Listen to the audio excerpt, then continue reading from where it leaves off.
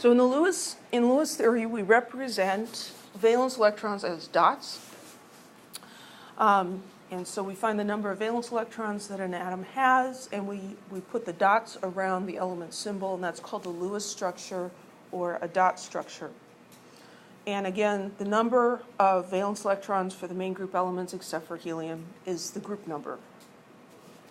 So we can look at the electron configuration of oxygen and then also look at its Lewis structure. So oxygen would be 1s2, 2s2, 2p4, right? That's its electron configuration. How many valence electrons does it have? 6. These guys are the valence electrons. So the Lewis structure for oxygen, we write the element symbol, and then we put 6 dots around it. Now we could do 1, 2, 3, 4, 5, 6.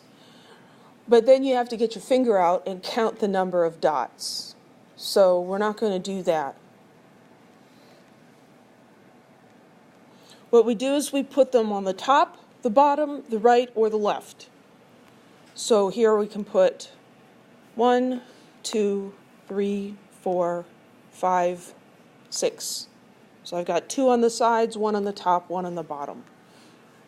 Now, exactly where you put them doesn't matter. You could do it like this.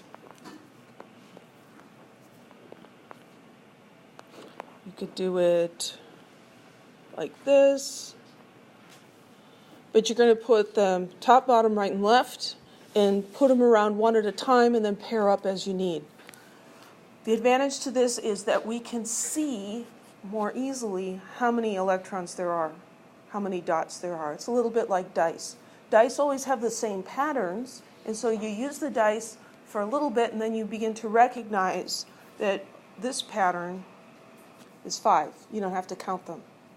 Okay?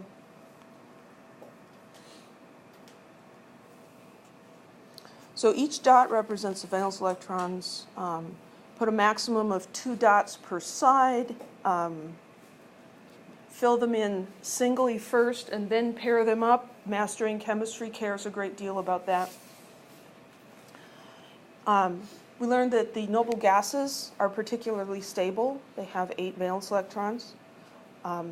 8 things is called an octet. So 8 dots, 8 electrons is called an octet of electrons. So let's write Lewis structures for the first 10 elements. They seem like a big job, but it actually goes pretty fast. How many electrons does helium have? I'm sorry, hydrogen. 1. It only has 1. So it's going to have 1 valence electron. How about helium? Helium has 2. So we're going to put those around singly at first, because that's what master chemistry likes. And lithium has 3. 1, 2, 3. Beryllium has 4. Oh, wait. I screwed up, didn't I? We're not doing total number of electrons. I wish I'd planned that, but I didn't. We're doing valence electrons. How many valence electrons does lithium have? 1. Just 1. There we go. Beryllium has 2 valence electrons. Boron has 3. How many does carbon have? 4. 1, 2, 3, 4. Now I've got 1 dot on each side. I'm going to have to pair up somewhere. So nitrogen has 5. Just pick a side. There's 5. Oxygen has 6.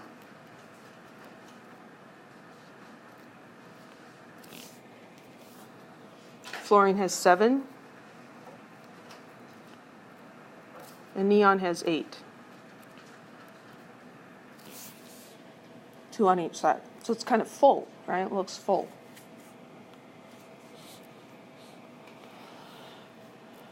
The one exception is, helium has only 2 electrons, but it is stable. So helium follows what we call the duet rule.